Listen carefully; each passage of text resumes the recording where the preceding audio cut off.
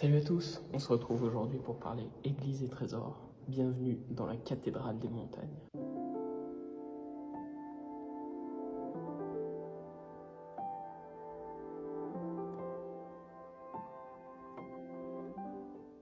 On va parler Église, car aujourd'hui nous nous trouvons dans la cathédrale des montagnes, sur la commune de Loubera.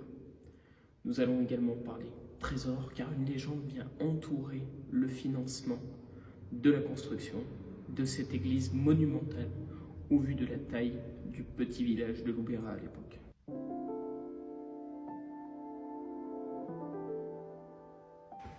La légende veut que ce soit le trésor de la famille Monestet-Chazon, originaire d'un château à quelques kilomètres d'ici, qui ait permis de bâtir cette église.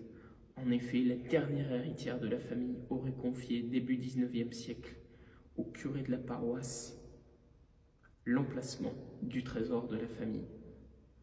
Par la suite, une cinquantaine d'années plus tard, Claude-Augustin Gouillou, curé de l'époque, aurait décidé d'employer cette somme pour faire bâtir cette église monumentale. Malgré tout, cette énorme somme d'argent n'a pas suffi à bâtir l'église dans son intégralité. Chaque habitant de Loubera a dû mettre la main à la poche pour finir cette église monumentale.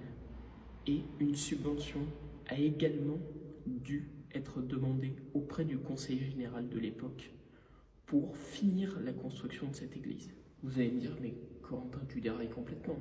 Une subvention publique, de l'argent public pour un édifice religieux. Et oui, nous sommes avant 1905, fin 19e siècle.